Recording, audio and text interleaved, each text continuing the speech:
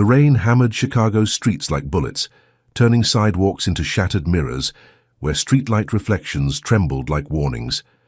In the heart of the storm, beneath a narrow awning, stood Serena Hale and her 6-year-old daughter Lucy, homeless, desperate, and about to encounter the most dangerous man in the city.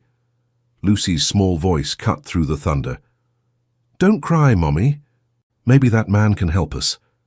She pointed at the imposing figure emerging from a black SUV, Lorenzo DiCarlo, the Mafia boss who ruled Chicago's West Side with an iron fist. His dark eyes locked onto theirs, and in that moment, 3 broken hearts were about to collide in ways that would change everything. What started as a simple act of shelter would become an obsession that threatened to destroy them all. Because when a man like Lorenzo DiCarlo decides you belong to him, there's nowhere in the world you can hide, and nowhere safer you could ever be. Welcome to Passion and Power, where dangerous love stories come alive. Tonight's tale will take you into the heart of Chicago's underworld, where a mafia boss discovers that sometimes salvation comes in the smallest packages. Comment below which city you're watching from and hit that subscribe button. Your support means everything to our growing family here at Passion and Power.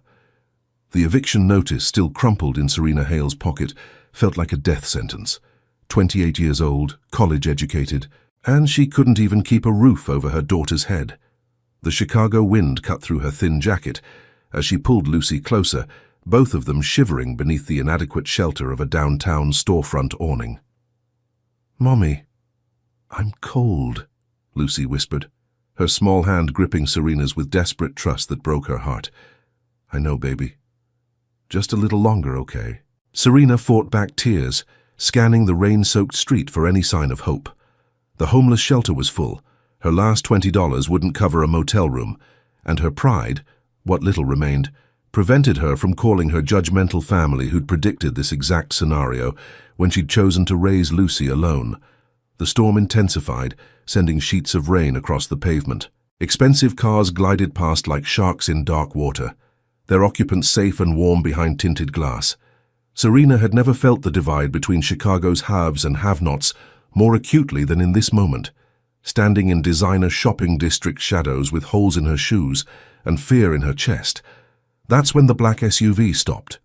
The vehicle was pure intimidation, bulletproof glass, chrome details that gleamed despite the rain, and an engine that purred with barely contained power. It didn't belong on regular streets. In Chicago, cars like this had owners who commanded respect through fear.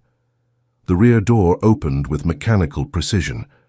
Lorenzo DiCarlo stepped out like he owned the storm itself, 38 years old, 6'3", with the kind of presence that made people cross streets without knowing why. His charcoal suit was perfectly tailored, his white dress shirt open at the collar, revealing a muscular chest and the edge of an intricate tattoo that snaked along his neck. A platinum Rolex caught the streetlight as he adjusted his cufflinks, every movement calculated and controlled. His eyes, dark amber flecked with gold, swept the street with predatory awareness before settling on them. Serena felt exposed, as if he could see through her carefully maintained facade to the desperation beneath. Lucy, with the fearless curiosity of childhood, stepped forward. "Mister?" Her voice was small but clear. "My mommy's crying. Can you help us?" Serena's face burned with mortification. "Lucy, no, I'm sorry, sir. She didn't mean to bother you. We're just—" "What are you doing out here?" Lorenzo's voice was low, commanding, with the faintest trace of an Italian accent that spoke of old-world traditions transplanted to American soil. The question hung in the air like a challenge. Serena lifted her chin, trying to summon dignity she didn't feel. "We're having a difficult evening, but we'll manage."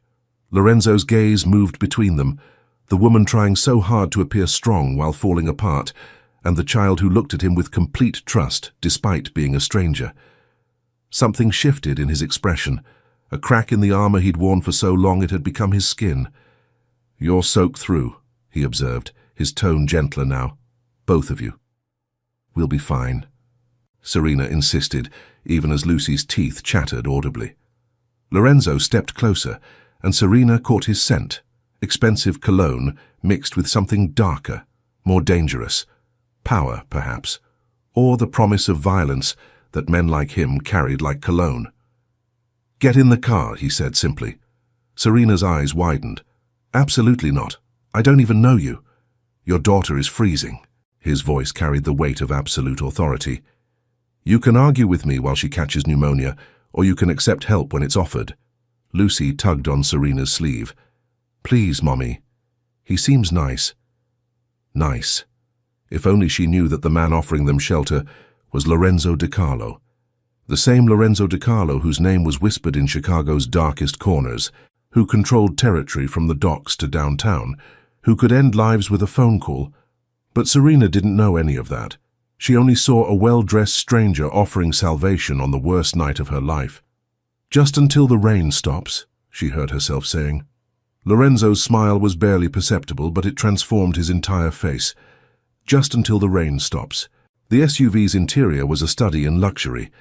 Leather seats that probably cost more than Serena's monthly salary, climate control that immediately began warming their chilled skin, and privacy glass that separated them from the driver. Lucy curled up against Serena's side, her exhaustion finally overcoming her excitement. "Where to?" Lorenzo asked, settling across from them with fluid grace. The question she'd been dreading. We don't have anywhere to go tonight. The shelter is full and I just need somewhere dry until morning." Lorenzo studied her for a long moment, his amber eyes unreadable. "You'll stay at my house. I can't possibly—" "You can and you will." His tone brooked no argument. "Your daughter needs warmth, food, and rest. I can provide all three." Serena wanted to protest, but Lucy had already fallen asleep against her shoulder, tiny body finally relaxing for the first time in hours. How could she wake her child to drag her back into the storm? "Just for tonight," she whispered. "Just for tonight," Lorenzo agreed, but something in his voice suggested he didn't believe it any more than she did. As the SUV glided through Chicago's rain-slicked streets, Serena caught Lorenzo watching them in the reflection of the window. His expression was unguarded for just a moment, soft, almost vulnerable. It was gone so quickly she might have imagined it, but the memory lingered like warmth in her chest. She had no idea she'd just entered the orbit of the most dangerous man in Chicago, and he had no idea that this rain-soaked encounter would become his salvation and his greatest weakness. The DiCarlo mansion rose from Chicago's Gold Coast like a monument to power. Serena pressed her face to the SUV window, taking in the iron gates, manicured grounds, and limestone facade that spoke of old money and older secrets. This wasn't just wealth, this was dynasty. "Jesus," she breathed, then immediately covered her mouth, glancing at sleeping Lucy. Lorenzo noticed her reaction with something that might have been amusement. "Not what you expected." "I didn't expect anything. I just—" She gestured helplessly at the grandeur surrounding them. "What do you do for a living?" "Import and export," he said smoothly, the practiced lie rolling off his tongue. "Family business." The SUV stopped beneath a covered portico, where uniformed staff waited despite the late hour. Lorenzo stepped out first, then carefully lifted Lucy from Serena's arms. The child didn't wake, simply nestled against his broad chest with complete trust. Watching him carry her daughter with such gentle precision, Serena felt something dangerous flutter in her chest. This man, whoever he really was being kinder to them than anyone had been in months. The mansion's interior was breathtaking. Marble floors gleamed under crystal chandeliers, original artwork lined the walls, and a grand staircase curved upward like something from a movie. Serena's wet sneakers squeaked against the polished stone, each sound echoing her displacement in this world of luxury. "Maria will show you to your rooms," Lorenzo said, nodding to an elegant older woman who appeared as if summoned. "Anything you need, just ask." "Rooms? Plural?" Serena's voice cracked slightly. "The child should have her own space," Lorenzo said matter-of-factly. "Children need security." He spoke with the authority of someone accustomed to being obeyed, but also with unexpected insight into what Lucy might need. Serena followed Maria up the staircase, acutely aware of her second-hand clothes and tangled hair in this palace of perfection. The guest suite was larger than their entire apartment had been. Lucy's adjoining room was a little girl's dream. Soft pink walls, a canopy bed, and toys that looked like they'd never been touched. Maria had somehow produced child-sized pajamas and promised breakfast would be ready whenever they woke. Alone finally, Serena sank onto the king-sized bed and let the tears come. Relief, gratitude, and bone-deep exhaustion crashed over her in waves. For the first time in months, Lucy was safe and warm. For the first time in years, Serena wasn't carrying the weight of their survival alone. A soft knock interrupted her breakdown. She wiped her eyes quickly, expecting Maria with towels or toiletries. Instead, Lorenzo stood in the doorway, no longer the commanding figure from the street. He'd changed into dark jeans and a black sweater, his hair slightly mussed, looking almost normal.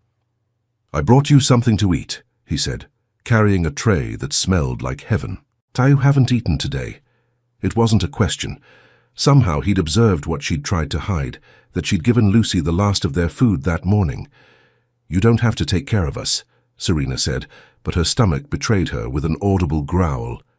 Lorenzo set the tray on the bedside table, gourmet soup, fresh bread and wine that probably cost more than her car payment. "When did you last have a real meal?" The question was asked gently, but Serena heard the steel underneath. This man was accustomed to getting answers. "I eat," she said defensively. "That's not what I asked." He moved closer, and she caught that intoxicating scent again, expensive and dangerous. "When did you last eat a meal you didn't have to choose between and paying rent?" The accuracy of his observation hit like a physical blow. Serena's carefully constructed walls crumbled. 3 months, she whispered. "Maybe 4. I lost my job when the company downsized. Lucy's father. He's never been in the picture. I've been trying to make it work, but Chicago is so expensive and childcare costs more than I can make and—" She was rambling, words spilling out like water through a broken dam. Lorenzo listened without judgment, his amber eyes focused entirely on her, as if she were the only person in the world. "You're a good mother," he said simply when she finished. The unexpected kindness broke something inside her. Fresh tears spilled over, and before she could stop herself, she was sobbing. Ugly. Desperate tears that she'd held back for months. Lorenzo hesitated for just a moment, then sat beside her on the bed. His arms came around her carefully as if she might break, and Serena found herself pressed against his chest, breathing in his warmth and strength. "It's okay," he murmured, his voice rumbling through his chest. "You're safe now, both of you." Serena knew she should pull away. She didn't know this man, didn't know why he was helping them, didn't understand the dangerous current running between them. But his arms felt like the first safe harbor she'd found in years, and she couldn't make herself let go. When her tears finally subsided, she became acutely aware of their position, her face pressed against his neck, his hand stroking her hair with surprising gentleness, the solid warmth of his body against hers. She pulled back slowly, meeting his gaze. The air between them crackled with sudden tension. Lorenzo's eyes had darkened, his breathing slightly uneven. His hand was still tangled in her hair, and for a moment, Serena thought he might kiss her. Instead, he stood abruptly, putting distance between them. "Eat," he said, his voice rougher now. "Rest. Tomorrow we'll figure out what comes next." He was almost to the door when Serena found her voice. "Why are you doing this, really?" Lorenzo paused, his hand on the doorframe. When he turned back, his expression was unguarded again, vulnerable in a way that made her chest tight. "Because your daughter looked at me like I could be her hero," he said quietly. "And no one's looked at me like that in a very long time." After he left, Serena sat in the silence of the opulent room, her heart racing. She was attracted to him, dangerously so. But more than that, she was beginning to care about the man beneath the expensive clothes and commanding presence. She had no idea that caring about Lorenzo DiCarlo was the most dangerous thing she could possibly do. 3 days had passed since the storm, and Serena was beginning to understand that nothing about their situation was temporary. Lorenzo had quietly arranged for Lucy to be enrolled in the prestigious private school near his mansion, complete with uniforms and supplies that appeared overnight. He'd had designer clothes delivered for Serena, not flashy, but perfectly tailored pieces that made her feel beautiful for the first time in years. When she'd protested the expense, he'd simply said, "You're under my protection now. You'll dress accordingly." The possessiveness in his tone should have alarmed her. Instead, It sent heat spiraling through her chest. This morning she'd woken to find Lucy in the garden with Lorenzo, both of them covered in dirt as they planted flowers. Watching through the window, Serena's heart had clenched at the sight of her daughter's pure joy. Lucy was blooming here, growing confident and secure in ways that broke and healed Serena's heart simultaneously. "Mommy!" Lucy burst into the kitchen where Serena was helping Maria prepare lunch. "Lorenzo taught me about roses. Did you know they have thorns to protect themselves?" "I did know that, sweetheart." Serena smiled, brushing dirt from Lucy's cheek. "Just like people sometimes have walls to protect themselves." "Lorenzo has walls," Lucy said with 6-year-old wisdom. "But I think he's really soft inside, like a marshmallow." If only she knew, Serena thought, watching Lorenzo enter the kitchen. He'd shed his suit jacket, his white dress shirt rolled up to reveal strong forearms and that tantalizing glimpse of tattoo. The top 4 buttons were undone, showing the muscled chest that had haunted her dreams for 3 nights running. "Lunch is almost ready," Maria announced, bustling around them with practiced efficiency. "Actually," Lorenzo said, his eyes finding Serena's, "I thought we might go out today. Lucy mentioned she's never been to Navy Pier." Lucy's squeal of excitement filled the kitchen. Serena's stomach dropped. "Oh, we couldn't impose." "It's not an imposition." Lorenzo's tone was final. "It's Saturday. Families do things together on Saturday." Families. The word hung in the air like a promise and a threat. An hour later, they were walking along Navy Pier, Lucy skipping between them as she marveled at the street performers and lake views. Lorenzo had traded his usual all-black ensemble for dark jeans and a navy sweater that made his eyes look like liquid gold. He looked almost normal if you ignored the way people instinctively stepped aside when they saw him coming. "Ice cream." Lucy pointed at a vendor with the single-minded focus of childhood. "After lunch," Serena said automatically, then caught herself. She wasn't paying for anything here. She had no right to make decisions about treats or timing. Lorenzo noticed her hesitation immediately. "Ice cream sounds perfect," he told Lucy, then looked at Serena with an expression that was both gentle and implacable. "She's a child. Children should have ice cream whenever they want it." As they waited in line, Serena became aware of the stares. Women looked at Lorenzo with naked appreciation and envy directed at her. Men assessed him with the wariness reserved for apex predators. A few people seemed to recognize him, their faces paling before they quickly looked away. "People know you," she observed quietly. "I have a recognizable face," he said, but there was tension in his shoulders now. Lucy, oblivious to the undercurrents, charmed the vendor into giving her extra sprinkles. As they found a bench overlooking the lake, Serena watched Lorenzo with her daughter, patient, attentive, genuinely engaged.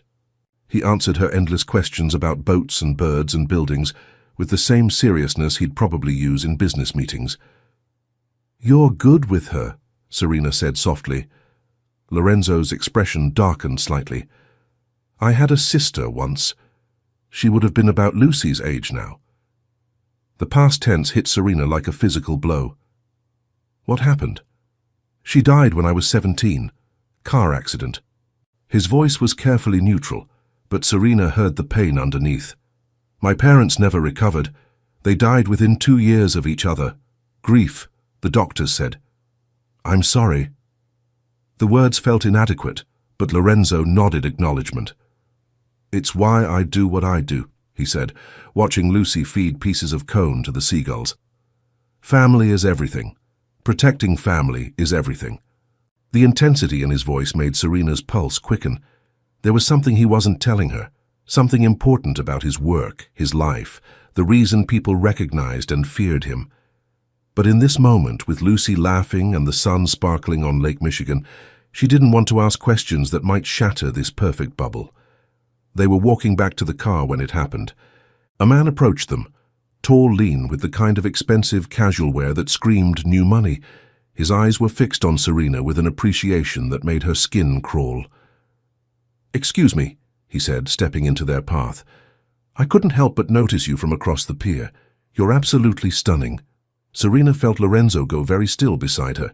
The temperature seemed to drop 10 degrees. "Thank you, but I'm with someone," Serena said politely. instinctively moving closer to Lorenzo. This guy. The stranger looked Lorenzo up and down dismissively. Come on, sweetheart. A woman like you deserves better than some wannabe tough guy. I've got a yacht in the harbor. Why don't you ditch the dead weight and let me show you how a real man treats a lady? The silence that followed was deafening. Serena felt the danger radiating from Lorenzo like heat from a furnace. His hand moved to the small of her back, possessive, protective, claiming. You need to walk away, Lorenzo said quietly. Right now. Something in his voice, the absolute certainty of violence, finally penetrated the stranger's arrogance. His face paled as he really looked at Lorenzo for the first time, taking in the predatory stillness, the expensive watch, the way other people had unconsciously cleared a circle around them. Sorry, man. Didn't realize she was taken. She's not taken, Lorenzo said, his voice carrying across the suddenly quiet pier. She's mine. There's a difference. The stranger fled. Serena stood frozen, her heart hammering against her ribs. The possessiveness in Lorenzo's voice should have terrified her. Instead, it sent liquid heat pooling in her stomach. Lorenzo, she whispered. He turned to her, and she saw something wild in his amber eyes, something that spoke of ownership and obsession, and the kind of desire that could destroy worlds. Are you? He asked, his voice rough. Mine? The question hung between them like a lit fuse. Serena was dimly aware of Lucy tugging on her hand, asking about the pretty boats, but all she could see was Lorenzo's face. All she could feel was the heat of his hand on her back. I don't even know who you really are, she whispered. You know enough. He stepped closer, his free hand coming up to cup her cheek. You know I'd die before I let anyone hurt you or Lucy. You know I'd kill anyone who tried to take you from me. You know that since the moment I saw you in that rain, you've been the only thing that matters. The raw honesty in his voice broke something open inside her. Lorenzo, say it, he demanded, his thumb tracing her lower lip. Say you're mine. Around them, the world continued. Families enjoying the sunshine, children laughing, boats cutting through the blue water. But in their bubble of tension and desire, there was only this moment, this choice, this man who looked at her like she was salvation and damnation wrapped in one. I'm yours, she breathed. Lorenzo's smile was fierce and possessive and beautiful. Then we go home, he said, and I show you exactly what that means. As they walked back to the SUV, Lucy chattering happily between them, Serena realized she'd just crossed a line she couldn't uncross. She belonged to Lorenzo DiCarlo now, completely, irrevocably, dangerously. She should have been terrified. Instead, she'd never felt more alive. The revelation came like a sledgehammer to the chest. Serena stood in Lorenzo's study, staring at the newspaper article on his desk. A grainy photo of him leaving a courthouse, the headline screaming, Mafia boss Lorenzo DiCarlo acquitted on all charges. The words blurred as her world tilted sideways. She'd come looking for him to ask about Lucy's school enrollment, only to find his private sanctuary filled with evidence of who he really was. Security monitors showing every angle of the property. A safe standing open, revealing stacks of cash and weapons. And newspapers, dozens of them, chronicling the rise of the DiCarlo crime family. You weren't supposed to see that. Lorenzo's voice from the doorway made her jump. He stood perfectly still, his expression unreadable, but she could feel the tension radiating from him like electricity. Mafia, she whispered, the word feeling foreign on her tongue. You're actually... God, Lorenzo, what have you done to us? I've protected you. He stepped into the room, closing the door behind him. Everything I've done has been to keep you and Lucy safe. Safe? Serena's voice cracked with hysteria. I've been living in a criminal's house. I've been letting my daughter... She couldn't finish the sentence, couldn't voice the terror clawing at her throat. I'm the same man who carried Lucy to bed every night this week, Lorenzo said quietly. The same man who held you when you cried. The same man who... Who kills people? The words exploded from her. Don't you? That's what the Mafia does. They kill people. Lorenzo's jaw tightened. I protect my family. I protect what's mine. We're not your family. But even as she said it, Serena knew it wasn't true. Lucy had been calling him Papa for 2 days now, and Serena hadn't corrected her. They'd been playing house in his mansion, pretending this fairy tale could last. "Aren't you?" Lorenzo moved closer, his amber eyes burning with intensity. "Lucy runs to me when she has nightmares. You wear the clothes I bought you, sleep in my house, eat at my table. You said you were mine." "I didn't know what that meant." "It means everything." His voice was raw, desperate. "It means you're under my protection forever. It means no one touches you, no one hurts you, no one takes you from me." Serena backed toward the window, her heart hammering. "This is insane. You're talking like you own us." "I do own you." The words were said with such quiet certainty that they hit like physical blows. "Body and soul, Serena. You gave yourself to me. I was desperate, I was homeless and scared, and I saved you." Lorenzo's control finally cracked, his voice rising. "I gave you everything. I gave Lucy a father. So I gave you a home, security, love." "Love?" Serena laughed bitterly. "This isn't love, Lorenzo. This is obsession. This is possession. This is—" The study door burst open. Lucy stood there in her school uniform, tears streaming down her face. "Why are you yelling?" she sobbed. "Why is Mommy crying? Are the monsters coming back?" The sight of her daughter's terror cut through Serena's panic like a blade. She dropped to her knees, pulling Lucy into her arms. "No, baby, no monsters. Mommy we just need to go away for a while." "Go away?" Lucy's eyes widened in horror. "But this is home. Lorenzo is here. I don't want to go away." Over Lucy's head, Serena met Lorenzo's gaze. The pain in his amber eyes was devastating, raw and real and completely at odds with the dangerous man she'd just discovered him to be. "You can't leave," he said quietly. "It's not safe." "Not safe from who? Your enemies? Or from you?" The question hung in the air like poison. Lorenzo's face went completely blank, his expression shuddering. "Pack whatever you need," he said finally. "Marcus will drive you wherever you want to go." The dismissal in his voice was like a slap. Serena had expected him to fight, to argue, to use his power to keep them here. Instead, he was letting them go, and somehow that hurt worse than anything. "Lorenzo, go." He turned away, his shoulders rigid. "Before I change my mind." An hour later, Serena sat in the back of an SUV with Lucy curled against her side, both of them crying. Marcus, Lorenzo's head of security, drove in silence toward the modest hotel Serena had requested. In her purse was an envelope Lorenzo had pressed into her hands, enough cash to last them months, along with a business card for a job interview he'd somehow arranged. "I want to go home," Lucy whispered. "I want Lorenzo." "I know, baby, I know." But as Chicago's skyline blurred past the windows, Serena wondered if she'd just made the biggest mistake of her life. Lorenzo was dangerous, she couldn't deny that now. But he'd also been gentle with Lucy, patient with her endless questions, tender with Serena in ways that had made her feel cherished for the first time in her life. The hotel room was clean but sterile, nothing like the warm luxury of the mansion. Lucy cried herself to sleep, clutching the stuffed elephant Lorenzo had bought her at Navy Pier. Serena sat by the window, staring out at the city lights and wondering how everything had gone so wrong so quickly. Her phone buzzed, a text from an unknown number. "He hasn't eaten in 2 days. He won't leave his study. Whatever happened between you, he's destroying himself." The message was from Maria, she realized.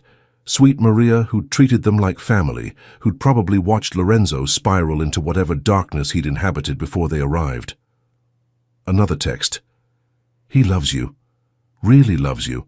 I've worked for this family for 20 years, and I've never seen him like this."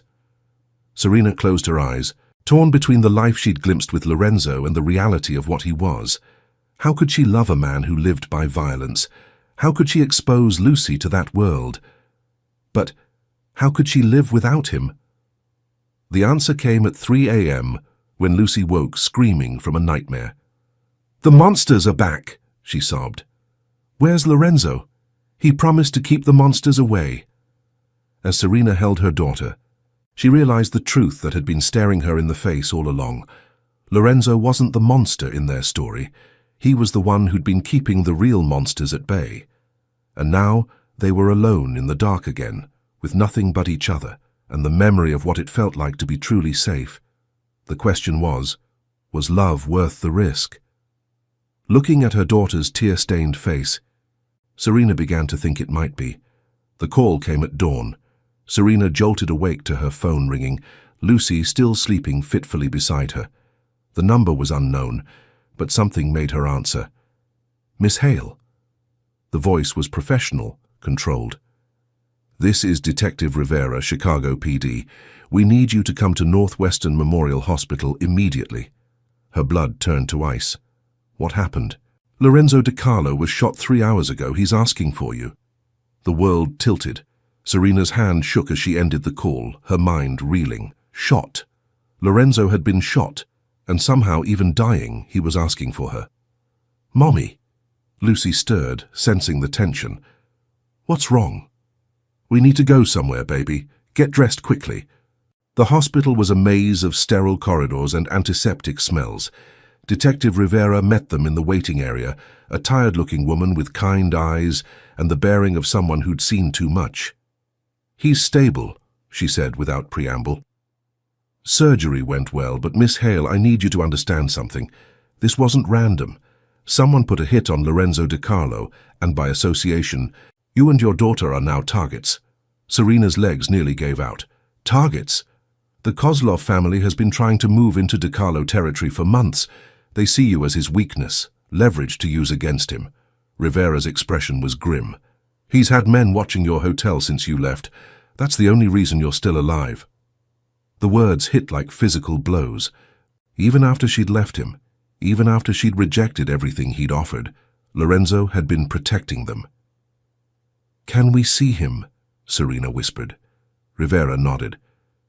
"Room 314, but Miss Hale, he's not the same man you left. The shooting, it changed something in him." They found Lorenzo propped up in bed, his chest wrapped in bandages, his face pale, but his amber eyes burning with an intensity that took Serena's breath away. The moment he saw them, his entire body relaxed as if he'd been holding himself together through sheer will. "Papa." Lucy broke free from Serena's hand and ran to the bed, careful not to jostle him as she climbed up beside him. "There's my brave girl," Lorenzo murmured, his voice rough with emotion as he wrapped his good arm around her. Over Lucy's head, his eyes found Serena's. "You came." "Of course I came." Serena moved closer, her heart breaking at the sight of him, this powerful, dangerous man brought low by bullets meant to destroy him. "Lorenzo, I'm so sorry. I should never have left. You were right to leave." His voice was quiet, final. "I'm exactly what you said I am. A monster, a killer, someone who destroys everything he touches." "No." The word came out fiercer than Serena intended. "You're the man who saved us. You're the man who carried Lucy to bed every night, who held me when I cried, who made us feel safe for the first time in years." Lorenzo's expression cracked slightly. "I put you in danger just by caring about you. The Kozlovs can go to hell," Serena said firmly, surprising herself with her vehemence. "I don't care about the Kozlovs or the danger or any of it. I care about you. I love you." The words hung in the air like a confession and a promise. Lorenzo's eyes widened, hope and disbelief warring in his expression. "You love me," he repeated, as if testing the words. "I love you," Serena confirmed, moving to sit on the edge of his bed. "I love the way you listen to Lucy's stories like they're the most important things in the world. I love how you make me feel beautiful and cherished and safe. I love that you'd rather die than let anyone hurt us. Serena." His voice broke on her name. "I don't care what you do for a living," she continued, her hand finding his. "I don't care about the danger or the complications or what people will think. I care about this, us, our family, the life we can build together." Lorenzo brought her hand to his lips, pressing a kiss to her palm. "It won't be easy. There will always be threats, always be people who want to use you against me. Then we'll face them together." Serena's voice was steady, certain, all three of us. "Are we going home now?" Lucy asked, looking between them with 6-year-old wisdom. "Because I missed my room, and Maria promised to teach me how to make cookies, and the monsters are really loud at the hotel." Lorenzo laughed, a sound of pure joy that transformed his entire face. "Yes, Principessa." We're going home. All of us, Lucy pressed. Forever and ever. Lorenzo looked at Serena, his amber eyes burning with love and possession and promises of protection that would last a lifetime. Forever and ever, he confirmed, if your mama will have me. Serena leaned down and kissed him, pouring all her love and fear and hope into the contact. When they broke apart, both of them were crying. I'll have you, she whispered against his lips. For better or worse, in sickness and health, through danger and safety, I'll have you, Lorenzo Di Carlo. Then marry me, he said, his voice rough with emotion. Marry me, and let me spend the rest of my life keeping you safe, making you happy, loving you the way you deserve to be loved. Yes, Serena breathed. Yes, yes, yes. Lucy clapped her hands in delight. Does this mean Lorenzo is really my papa now? I've been your papa since the moment I met you, Lorenzo told her seriously. But now it's official. As they sat together in that hospital room, Lorenzo healing, Serena finally home. Lucy secure in the love of both her parents, Serena realized that sometimes salvation came in the most unexpected packages. Sometimes the monster turned out to be the hero. Sometimes love really was worth any risk. And sometimes, if you were very lucky, the man who saved you from the storm turned out to be the one who'd been waiting his whole life to love you. Outside, Chicago hummed with its usual chaos, crime and corruption, power and politics, the eternal dance of predator and prey. But in room 314, 3 hearts that had been broken by life found their way back to wholeness, together. Years later, Serena Di Carlo stood in the garden of their Gold Coast mansion, watching her husband teach their daughter about the roses he'd planted the day after they'd returned from the hospital. Lucy was 12 now, all legs and attitude, but she still melted when Lorenzo explained the symbolism of different flowers. The white ones mean new beginnings, he was saying, his hands gentle as he showed her how to prune the stems, and the red ones mean love.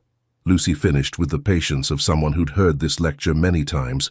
Papa, I know. You've only told me 1,000,000 times.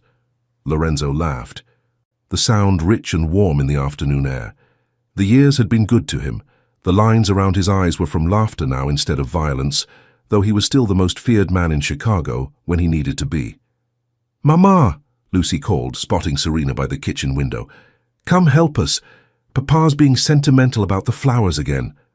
Serena smiled, one hand resting on her rounded belly where their second child grew. They'd married in a small ceremony 6 months after the shooting, with Lucy as maid of honor and half of Chicago's underworld in attendance. It had been unconventional, dangerous, and absolutely perfect. The Kozlov threat had been handled permanently. Lorenzo never spoke of exactly how, and Serena never asked. Some things were better left in the darkness where they belonged. Don't cry, Mommy, Lucy had said on their wedding day, echoing the words that had started it all. Maybe that man can help us. And he had, in ways Serena never could have imagined. As she walked toward her family, Serena reflected on the strange turns life could take. She'd started as a desperate single mother with nowhere to go, and now she was the wife of the most powerful man in the city, mother to his children, queen of an empire built on love as much as fear. Lorenzo looked up as she approached, his amber eyes still capable of making her heart race after all these years. What are you thinking about, Mrs. Di Carlo? He asked, pulling her into his arms despite Lucy's dramatic gagging sounds. Just remembering a rainy night, Serena said, standing on her toes to kiss him. And a little girl who believed in heroes. Good thing she was right, Lorenzo murmured against her lips. The best thing, Serena agreed, and as their daughter rolled her eyes and went back to her roses, Lorenzo and Serena held each other in the garden they'd built together, a place where love bloomed despite the thorns, where monsters became protectors, and where sometimes, if you were very lucky, the storm brought you exactly where you needed to be. Home. And that's how love conquered Chicago's most dangerous streets here at Passion and Power. Sometimes the greatest love stories begin with the simplest acts of kindness, and sometimes the most dangerous men make the most devoted protectors.